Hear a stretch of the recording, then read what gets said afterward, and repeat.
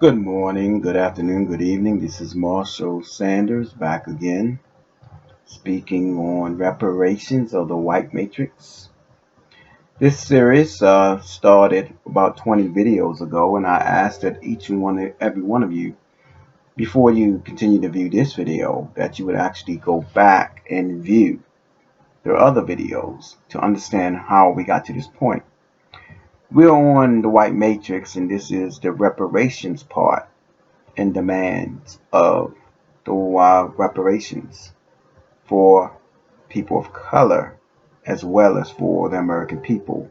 Secondly, I do not have much time to not be blunt today, therefore I'm going to be very blunt today. First of all, once again, I want to say good morning, good afternoon, and good evening again to you all. But to be blunt, this is going to be a very serious subject matter, and you need to hear it right from the beginning. So let me go right into it. As a form of reparations, I'm asking out for the carrying out of a international trial for the U.S. corporate government, the U.S. corporate military, and the U.S. corporate law enforcement, and for death trials, trial by death for high treason and other trials, and other crimes, I should say, with the sentence being death for many. Does that shock you? Well, I told you this is going to be a very serious video. However, I'm going to be able to prove, just like any other court of law, 100%, that these things not only should be done, but any law, any justice system are supposed to carry this out, and they themselves should be held guilty for these things. Now, a lot of people understand about the Nazi regime and that there were trials afterwards. But many people are still wondering, how did the Nazis come to power? I want you to hear a poem by a gentleman who actually was a Lutheran pastor of a church at that time. His name was Martin Niemöller, a German, of course.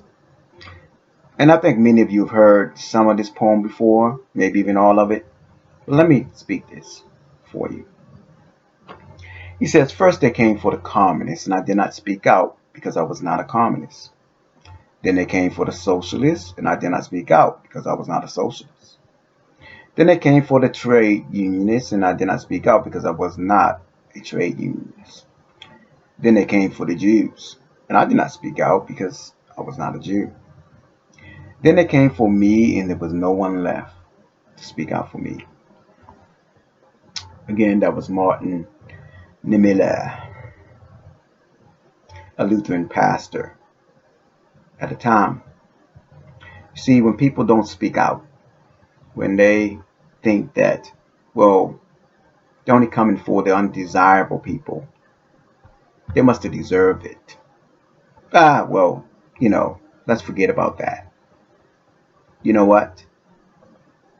Mr. Niemöller understand that really, this was just a process. They just haven't gotten to you yet. So if you're in a white matrix still after this long series that I've done, here are all your options. You come out of it right now, very, very, very soon. Or you get rolled over while you're in it.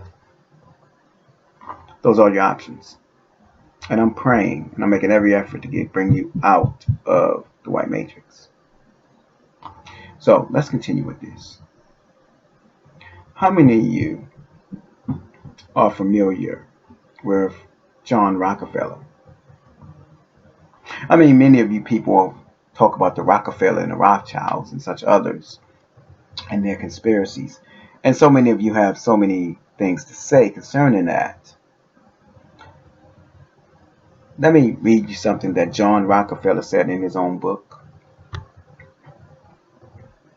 John Rockefeller wrote this, and I want you to hear this. If you've never heard this before in your life, this is going to knock you to the floor. If you have, then good for you. And I hope you live up to that standard of understanding exactly what I'm talking about the white matrix. This is what it says. Some even believe we are part of a secret cabal working against the best interests of the United States, characterizing my family and me as internationalists, and of conspiring with others around the world to build a more integrated global political and economic structure. One world, if you will. If that's the charge, I stand guilty, and I am proud of it. I'm going to repeat that for you again. For those of you who are probably in shock or didn't quite get what I just said. I'm going to say it again. This is, quote, David Rockefeller. Some even believe we are part of a secret cabal. Number one, working against the best interests of the United States. Number two, characterizing my family and me as internationalists. Number three, and of conspiring with others around the world to build a more integrated political, global, and economic structure. One world, if you will. Number four charges. If that's the charge, I stand guilty, and I am proud of it. The man literally admitted to 4 international conspiracies against the interests of the United States of America. How many times was David Rockefeller arrested by the U.S. government or anyone else?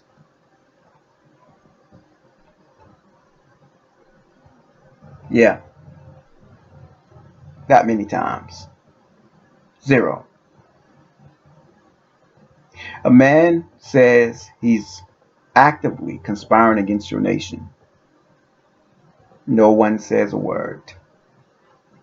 Even by his own words and writings, he says that. And yet, who's against it? The reason why, quite frankly, there's no one against it, at least of your government, is because your government are co-conspirators with him. The reason why you do not see your army go and arrest David Rockefeller is because your army and your military force is also with the co-conspirators. The reason why your police and law enforcement or your fraternal order of police doesn't go arrest people like David Rockefeller is because they are also part and co-conspirators and therefore subject to the same death that he is for high treason. Does that surprise you? We're going to go on more because, again, like I said, I'm going to be blunt today, and this is a very, very serious video that you're going to hear today. Now, we're going to talk about today the Nuremberg Trials. For those of you who are not aware of them, the Nuremberg Trials were carried out in Germany. Well, actually, they were carried out at The Hague, I believe, as an international tribunal. Let me read what those were actually about after World War II. The Nuremberg Trials were a series of military tribunals held after World War II by the Allied forces under international law and the laws of war. The trials were most notable for the prosecution of prominent members of the political, military, judicial, and economic leadership of Nazi Germany, who planned, carried out, or otherwise participated in the Holocaust and other war crimes.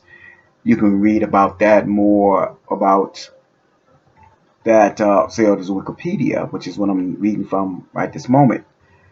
And it was basically held, it was decided September 30th to October 1st of 1946.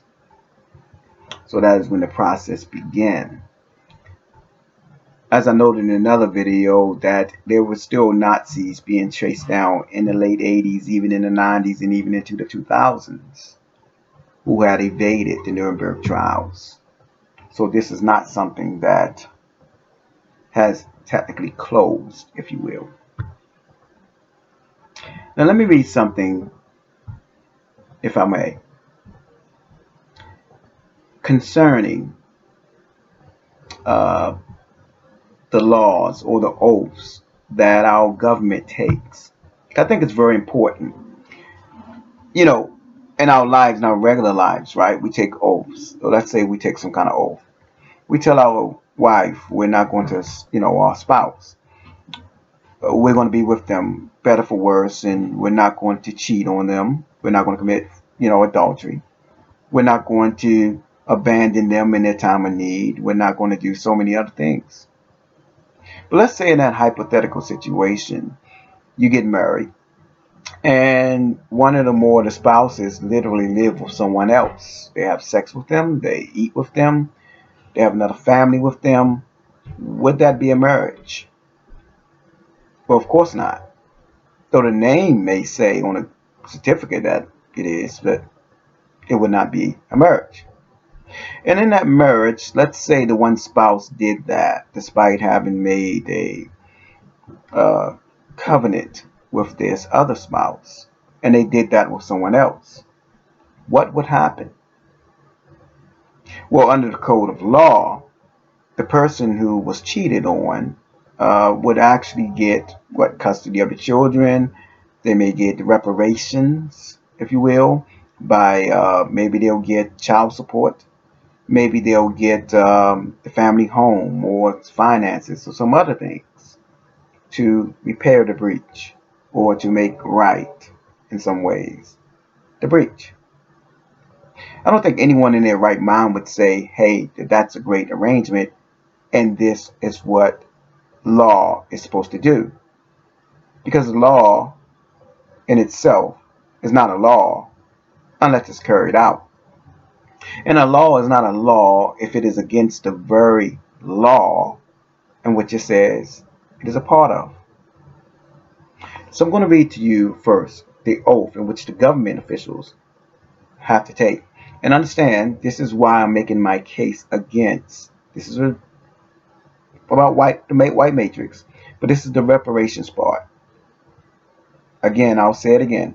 As part of the reparations, basically, high treason, criminal trials internationally for the U.S. corporation, its militaries, its leaders, its judicial leaders, and also its law enforcement. That is reparation I'm asking for. Now, you will ask me and say, well, how could you possibly say that? Let's go by what they themselves say, shall we? So, I read that John Rockefeller quote so that you understand that this person has admitted to being a criminal. But did you know that our governments and our judicial and others have also basically said the same thing? Did you know that? Let's take a look. Here's the oath that is given in the government. And this is from the legal section. Okay, all of these are 5 U.S. Code 3331. This is an oath of office. This is the law of the land. Understand that. This is what the person would say. I, and then their name, do solemnly swear or affirm that I will support and defend the Constitution of the United States against all enemies, foreign and domestic, that I will bear true faith and allegiance to the same, that I take this obligation freely without any mental reservations or purpose of evasion, and that I will well and faithfully discharge the duties of the office on which I am about to enter. So help me God. That is the oath of these government officials. Let's go with the military. This is the Army military oath of enlistment. And if anyone notes something, I want you to try to note something. I want you to note something that is an absolute contradiction in itself in this so-called oath. Listen to this. I, in your name, do solemnly swear or affirm that I will support and defend the Constitution of the United States against all enemies, foreign and domestic, that I will bear true faith and allegiance to the same, and I want you to put an and on this, that I will obey the orders of the President of the United States and the orders of the officers appointed over me, according to regulations in the Uniform Code of Military Justice. So help me God. Did you see the contradiction in that document? In that oath? You see, what that doesn't say, or what it basically says in plain wording, is an absolute contradiction in oaths. Because it says, I will solemnly swear to support and defend the Constitution of the United States against all enemies, foreign and domestic. Well, here's the thing. That's a separate order. When it says all, how many is all? When you say all of my heart, do you mean 20%, 50%, 70, 85? Was all 100%? It should be 100%. Okay? So when someone says all, this person says against all enemies, foreign and domestic. So how is it then that you can turn around and say, but I obey all orders? How many again is all? I obey the orders of the United States, of the President of the United States, and the orders of the officers appointed over me. What if those are the enemies, foreign and domestic enemies? How would you give an oath to obey them if they are the very enemies, the domestic enemies of your oath? It's a contradictory oath. And that's why they made it in the first place, because it's supposed to be confusion. And Satan is the author of confusion, just as the United States is a satanic country. Now, many of you will say, well, that is something, Marshall. That shows that they're hypocrites and such other things. No, it doesn't. It shows that they're guilty of high treason. Remember I said, this can be proven without a shadow of a doubt that they are committing high treason and have committed it and have acknowledged it, just like John Rockefeller have. You want more proof, don't you? I know. So let's go right back to their own law. Their own law. This is Title 18, Usc Section 247 of the law. Now, I want to say that again for those who will want to look this up. You can look this up anywhere, or you can even look this. I'm getting this from the United States Department of Justice. Ironic, isn't it? This is the Department of Justice. And yet, they give no justice. Listen to this, and I want you to actually read this yourself. Title 18, USC, Section 247. Listen to this. Whoever, under the cover of any law, statute, ordinance, regulation, or custom, willfully subjects any person in any state, territory, commonwealth, possession, or district to, remember, like the District of Columbia, to the deprivation of any rights, privileges, or states, shall be fined under this title or imprisoned not more than 1 year or both. And if bodily injury results from the acts committed in the violation of this section, or if such acts include the use, attempted use, or threatened use of a dangerous weapon, explosives, or fire, shall be fined under this title or imprisoned not more than 10 years, or both.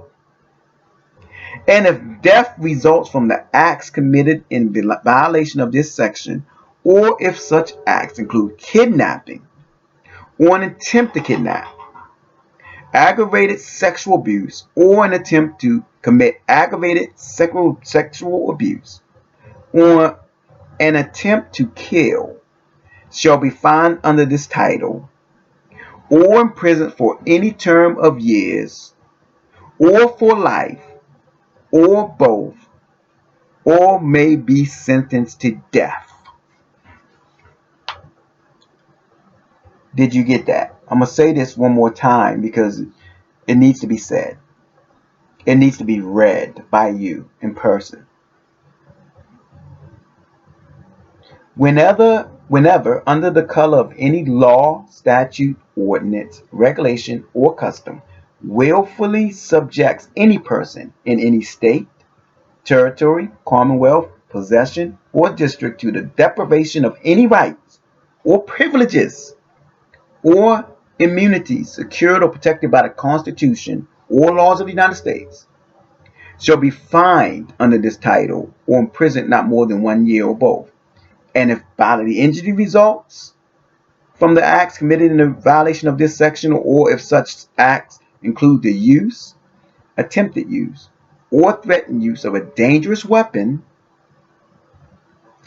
explosives, or fire, shall be fined under this title or imprisoned not more than 10 years, or both. And if death results from the acts committed in violation of this section, or if such acts include kidnapping, or an attempt to kidnap, aggravated sexual abuse, or an attempt to commit aggravated sexual abuse, or an attempt to kill, shall be fined under this title, or imprisoned for any term of years, or for life, or both, or may be sentenced to death. That is the law. And yet, question, who's upholding that law?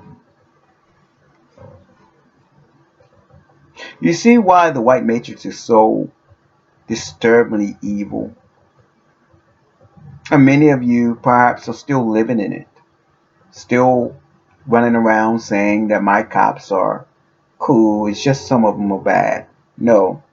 Just like in Nazi Germany and in Nuremberg's proved, from the prison guards to the police to the secret police, the SS, to the political parties, to the person at the airport, and so many others, the Gestapo, and so many others, to the government and to the judges, all of them were brought before, or mostly of all of them, were brought before the Nuremberg Trials. And they were asked, how could you let this happen? How could you let this happen? And the conclusion of the Nuremberg Trials was that, guess what? You were either a conspirator, co-conspirator, or an accessory to every single murder, rape, kill, and such other things of the Holocaust. And yet, in America, where we say we have so many laws, so many right, justice, due justice laws, we uphold none of them. We just make up new ones. And then we don't keep them either. Unless, of course, it gives more tyranny to the tyrants. And it justifies more to the white matrix. Now you see why it has to come down. Now you see why it has to violently come down. Now you say to me, why does it have to be violent, Marshall? Why does it have to be violent? Well, let me ask you a question. Are you aware of how many people approved of the Revolutionary War while it was going on? You know, 100%, 50%, or 80%, I don't, 35%, 0%. How many people of the American colonists approved and supported the those who were fighting against the British at that time? Are you aware? Did you know that only 33%, roughly somewhere around 30%, only a third, less than a half of the people, less than by far, half of the people supported the Revolutionary War against Britain? Most people were still loyal to the crown. And yet those same people, once they had received their freedom, ran around talking about how great the thing was, how much freedom, because they finally let everybody else do the work. And then they themselves reaped the benefit. Does that sound like you? Or someone that you know? You see, this movement about whether, this system should come down violently or not, every person should want this to come down peacefully, which is why I'm making peaceful demands. And yet, even as Malcolm X said, by any means necessary. Because even though less than 50% of the American colonists actually supported the Revolutionary War, guess what? Only 3% fought in it. Only 3% made the sacrifice to actually make sure that these things come true. And now you have the gall, many of you, not of course all of you, of course, to call them founding fathers. You turn many of them, again, I'm not talking about you personally, but I'm speaking in a generalized form. I hope you understand this. Many turned their backs on them who were fighting for the freedom of all. But then they reap the benefits and now call them heroes. Which begs the question of how will you remember those who fought for reparations and justice and equality in this country? How will you be remembered? On the right side of history or the wrong side of history? On the right side of support or the wrong side of support? One thing I've ever noticed is that a person may not be happy the means by which someone comes by finances. There may be a drug dealer, or there may be a government official who's corrupt in every possible way. There may be seller of arms. There may be a human trafficker. There may be so many other things. But I guess one thing you notice is that how many people refuse the benefits of those things? And that, brothers and sisters, friends and foes, is the white matrix in the shortest term that can possibly be explained. When you get a chance to, I will try to link this in the description. Noam Chowsky is one of the greatest people in terms of his mind ever in the history of this world, in my humble opinion. He was asked a question regarding reparations and why the U.S. refuses to acknowledge its racism and not acknowledge the black people. His 5-minute video response was better than anything I could put together. I'm going to try to link it in the description, and I hope that you all watch it. The guy, I'm speechless on how great and how articulately he puts this in. But he defines, this white guy defines the white matrix better than I have, in my humble opinion. You see, the white matrix is so dangerous, it's so evil, and there really is no defense against it. And you don't go to an evil person, just like this one guy. I was watching a show, HLC or whatever one of these shows are, which talks about the murder trials and the process of finding the murderer. There was this young black youth, probably about 20 years old, and he and his demonic crew took the finances, so basically robbed this white couple, took them in the woods and shot them executioner style for no reason whatsoever. There was zero reason to go through any of that. And they tried to do the same thing to a black guy, so this was certainly not a racial issue. And he somehow got away by running, and even though he was shot and wounded, he got away just hours before they did this to this woman and this guy. Now understand, this is pure evil, right? This is absolute pure evil. And no one should look at that as a racial issue or any other issue, but just a criminal issue. But people that are evil, ladies and gentlemen, should never, ever, ever be seen as people that mercy should be shown to. Now, there are people that commit crime that you want them to, that appears. You want to give them an opportunity to be a productive part of society. After all, we're not looking to put people to death and remove their opportunities because they made mistakes. However, when a person has shown no positive, no willingness, no intent to be a willfully good member of society, then their only recourse is death. And you are fools to not see that if you hold that position. Now, how does that tie in to what I was saying regarding the white matrix? Look around you. Look at your John Rockefeller who admits it. Look at your U.S. government who basically admits it.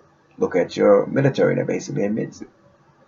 Look at your law enforcement that basically admits it. Look at your judges who basically admit it.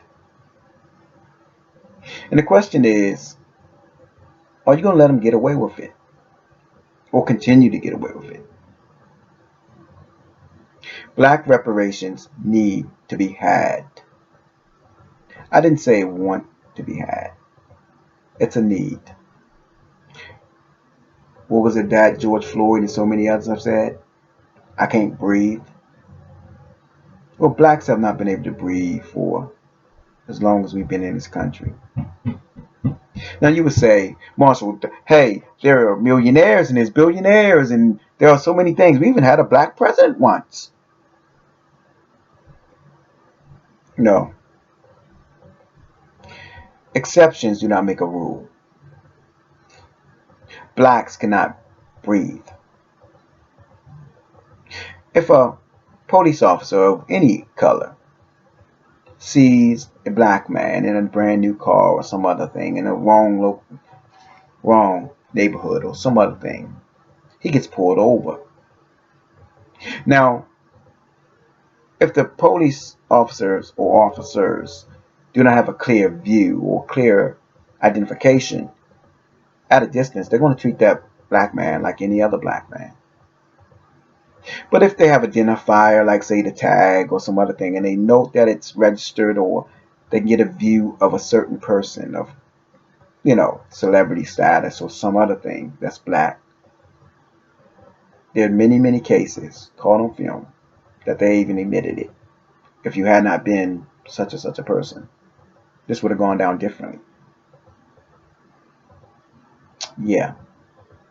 Because they're not purveyors of law. So understand something. For those of you who do not know this, police officers are not there to serve and protect. What, Marshall? How dare you say that?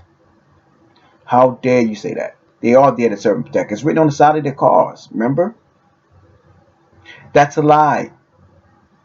And for that, they should also be thrown in jail just for lying to you. Because do you know that that was brought before the Supreme Court? Did you know that? It was brought before the Supreme Court that because one woman was trying to seek, I believe, the case was she was trying to seek protection from her former husband or someone, and the police did not protect her. So it went before the Supreme Court, and the Supreme Court said that the police have no onus. There is no law to protect the American people. Did you know that? So why did the white matrix give you the talk and the words and the narrative? The truth is lawfully. Lawfully. It means absolutely nothing. So why would they take an oath if it lawfully it means absolutely nothing? Because they are treasonous. And as I said before, under Title 18 Usc Section Code 242, they deserve the sentence of death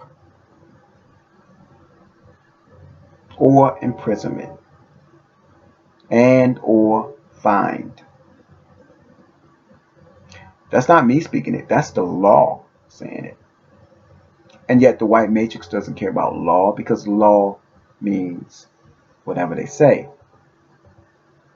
not what they wrote or do. It's time to clean this all up, ladies and gentlemen. And again, are you going to be part of that 3% that actually went out there and fought? Maybe, maybe not. That's your choice. But you should at least be part of the 33% or more that actually sides with and supports the minority who's trying to bring you liberation outside of that white matrix. The choice is entirely yours. But here's the thing. Unlike the U.S. Revolution where the 3% fought for the 100% and the 33 supported the 3% to the benefit of the 100%, don't be surprised if the 3% who fought and the 33 who supported, if they've achieved their victory, that they're not so very loyal to you, and that your rights become secondary to theirs. Now, as for, of course, those who supported the thing, the righteous laws and the righteous justice and the liberty, absolutely, you can expect them to rightfully say we deserve the right justice of the fruits. You know, as a Christian, there is a promise to us that we're going to eat at Abraham's table. That, you know, when some people say heaven, they're talking about one of the benefits, that is that we're going to sit down at a table and we're going to eat with Abraham. A family gathering, if you will. And we're going to sit and just have a nice little dinner or whatever it may be. There's enough room at the table for everyone to sit right now, to come to the table. There's more than enough room for everyone to do so. But understand, there's going to come a time when those who are meant to sit at that table are going to occupy all the seats. And so many others are not going to have a place to sit at all. Be a person who's going to be sitting there with everyone else, knowing that you've earned your spot at that table. Please. So I'm going to continue making these videos. I'm going to continue making these demands for reparations. I hope you join me in this call to tear down this white matrix. I hope you join me in this call for reparations for people of color. Because while many people's mind is still saying, well, we want justice for George Floyd and we want the black people, of course, that's all they want is a free handout for money. Interestingly and ironically enough, there are so many people out there today who are so deep in the white matrix, who are calling for a $1 trillion bailout that is introduced today, in fact, by House Republicans, to give them another $1,200 for something that they did not do at all. Work. And at the same time, put us more in debt to those machinations of the white matrix. And yet, when it comes to people of color, why should we give them anything? They just want a handout. But your unemployment business benefits in? Oh, we need Trump to give us a handout. When you're about to get thrown out of your apartment, oh, we need that eviction handout. Oh, well, but this money is run out because we're not working. Oh, we need a stimulus, $1,200 check handout. Why is it that people love handouts, but when someone else says, a group of people who definitely did the work, says we only want to get paid for our labor, they say that was so long ago or some other ridiculous claim? You're part of the white matrix, and you are the problem. So, I told you I'd be serious and I'd be blunt today, which is why I started right into the video and not wasted time with pleasantries today. If you agree with this video, please like and subscribe. If you don't agree with the video, that's fine also. I'm not here to make enemies with someone else. I'm here to tell you the truth. Because the truth, as is written, shall make you free. And if you can say from a conscious state that you think people enslaved and treated like the lowest form of dirt in the world don't deserve to be treated like human beings or paid or repaired for that, but you yourself who did not do any labor deserve to get something from not doing that labor, well then, let's just say we're on the wrong side of each other. And we expect to be on the right side of history. Where do you expect to be? This is Marshall Sanders. Good morning, good afternoon, and good evening. I'm going to continue with the series on reparations. And I'm going to come up with some solutions, as I said before, on how people of color can be repaired. I think you're going to love the end of this series. Once again, good morning, good afternoon, and good evening. Shalom.